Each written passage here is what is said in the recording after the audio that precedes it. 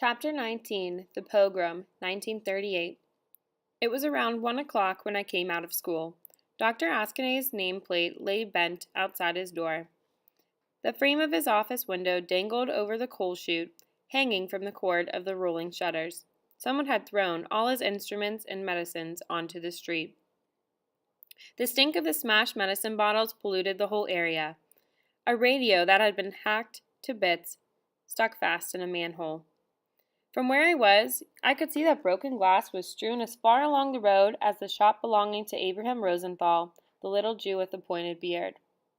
Counter and broken shelves were piled high on the sidewalk like garbage. The wind blew dirty sheets of paper against the wall. Some adults rummaged among the things. From time to time, some bent down and furtively stuck something in their bags. I looked down into the little basement shop. Wallpaper hung in shreds from the walls. The floor was knee-high and torn colored paper, ruined notebooks, unwound rolls of colored ribbon, torn drawing pads, crumpled photos, smeared dress patterns, pieces of candy, and sticks of licorice. At the next corner, I ran into a troop of 5 men and 3 women. They were armed with crowbars, wore helmets and headscarves. Silently, they were heading for a Jewish home for apprentices. Many curious hangers-on were following them. About time, too, that they get what's coming to them, commented a little man with glasses. They've had it coming to them for a long time. I just hope they don't miss anyone. I, too, joined the group. Today you'll see something, boy, the little man promised, that you can tell your grandchildren about. The group halted outside the Jewish home for apprentices. At first they all just seemed to stand around. Then they began to mutter and exchange advice, apparently trying to give each other courage. At last, one of the men walked forward. "Open up!" he shouted to the upper floors of the home, but nothing stirred. No window opened, not even a curtain moved. The house seemed dead. The man bawled his order a second time to shut windows. Our eyes were all glued to the building. I was very excited. What would happen? Nothing did.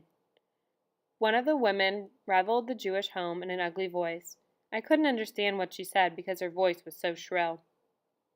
The man paid no attention to the screeching. With heavy steps, he marched toward the heavy oak door. He pressed down the handle, but the door was locked. He stepped back 3, 4 steps, then threw his back against the door. He tried again, this time taking a longer run. Again, nothing. Other men from the group joined in, at first singly, then in unison. Then they threw themselves against the door of the building. Even the woman leapt to their aid. Only the woman who had been so abusive earlier stayed where she was. She cheered the others on. Soon her 1, 2, 3, 1, 2, 3 resounded through the street. And in the rhythm of her shouts, men and women hurled themselves against the door. From the circle of bystanders more and more joined. Egged on by the woman, they gradually joined her chant.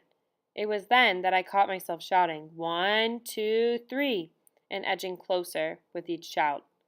All at once I, too, was straining at the door and didn't know how I got in there. I also noticed that no one was watching now. All took part. Very slowly the door gave way. When it finally burst open, no one expected it. Those in the first row fell into the house. The ones behind them stumbled across the wreckage. The rest crowded in after. I was pulled along with the throng. When I had the chance to stop and look around me, the sounds of crashing and bumping came from all parts of the house.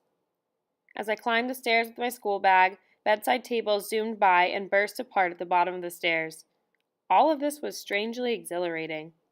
No one stopped the destruction. Of the people living in the house, none were to be seen.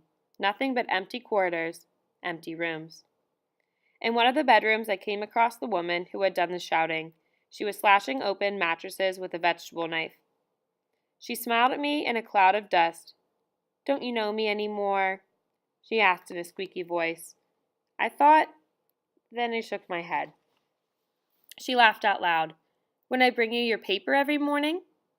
With the back of her hand, she wiped her mouth, lifted a bottle of milk to her lips, and drank from it. Then she put the bottle down again and whirled the slashed mattress out of the window. A middle-aged man had come across the toolbox. He was stuffing all his pockets, pressed a brand new hammer into my hand.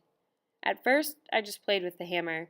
Without paying attention, I swung it loosely from my wrist, back and forth, back and forth. At one point, I must have nicked something.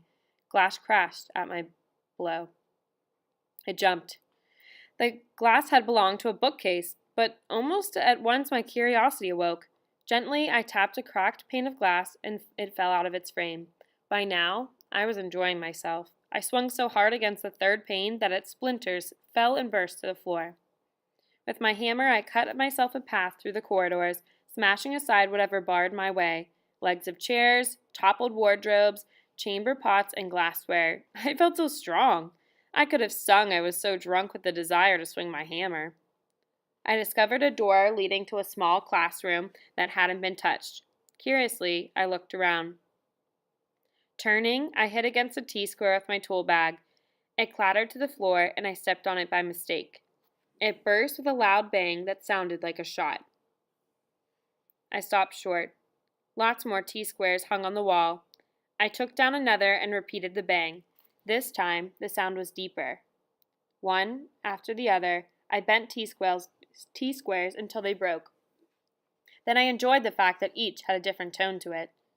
When I couldn't find any more T-squares, I picked up my hammer from the podium. I drummed it along the desktops and searched all the cupboards, desk drawers, and closets in the room. But I found nothing else to satisfy my lust for destruction. Disappointed, I was about to leave the room, but by the door I looked back one last time. Against the